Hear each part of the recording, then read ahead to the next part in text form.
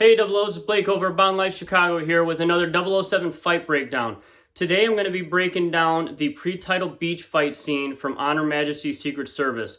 I thought this would be a good one to break down for several reasons. Obviously earlier this week was George Lazenby's birthday. Happy birthday to George. On top of that, I thought this is, in my opinion, one of the best fight scenes in all of the James Bond series, as well as it was, in my opinion, on the cutting edge of fight scenes in action movies at the time that this movie was made. Just showing, again, how great the Bond series is throughout time, how it evolves, and just how it has evolved the movie industry in general.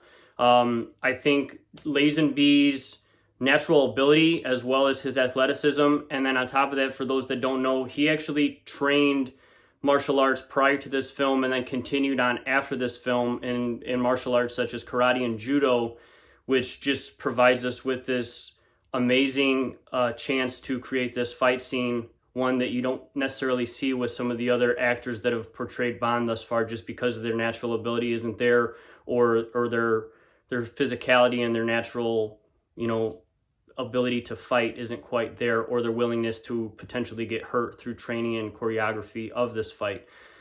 Again, Lazenby did a fight movie with Bruce Lee. Enough said. He's definitely capable of doing an awesome fight scene.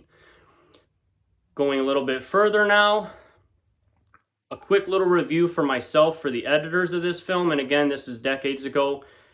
I don't know if Lazenby's just that fast, but it feels like this scene is kind of in somewhat of a fast forward motion, as well as all of the different cut scenes editing, which kind of makes the scene a little bit choppy, in my opinion. I think that with Lazenby's natural ability and even the moves that they've put into this fight scene, I think it would have been a great scene without the fast forwardness if they did do that, and if they didn't make it as choppy going back and forth.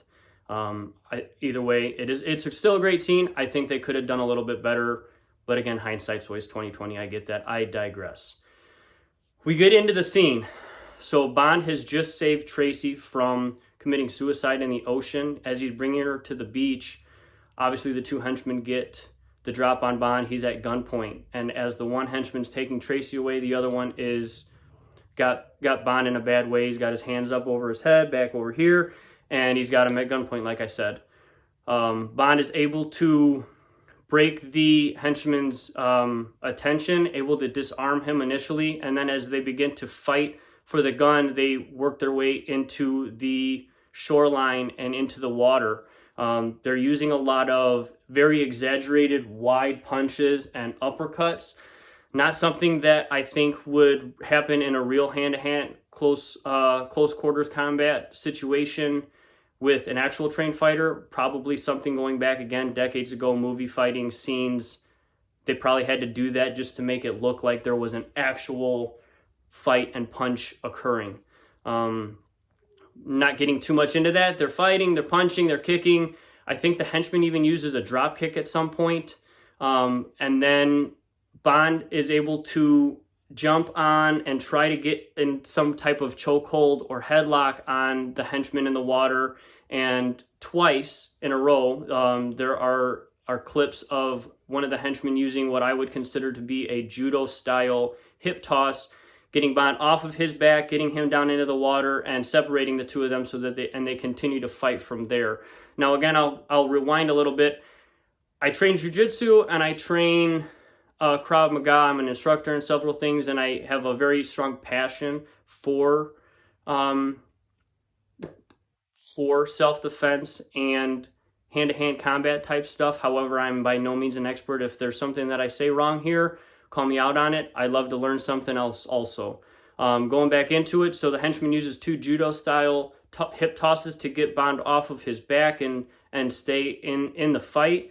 Bond then uses an uppercut and gets that henchman face down in the water, where we see Bond kind of jump on him with his knee on his back, trying to hold him into the water, ultimately with the desire to have him pass out, or just as if it was a choke.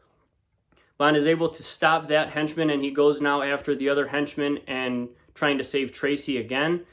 That henchman gets the drop on him and attacks him with a knife.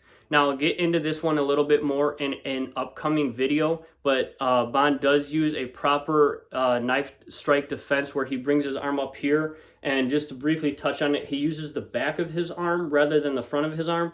This is where all your veins and your arteries are. You don't want to necessarily get this cut. And thinking about fighting with somebody with a knife, you are going to get cut. It's just a matter of where you're going to get cut. And obviously here is better than here. And you do see that in the film that Lazenby or Bond uses the back of his forearm to block that strike.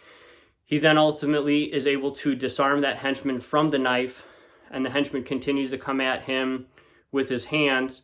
And we see Bond use one karate style throw with the arm, and then the second time uses another judo style throw with the arm, ultimately neutralizing that henchman.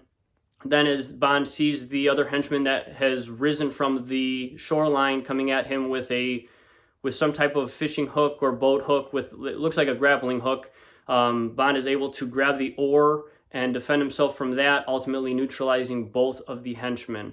I'd also like to say just in that little clip there that although it's not necessarily a martial arts, time and time again throughout the Bond series, we see Bond very capitalistic or opportunistic with the surroundings.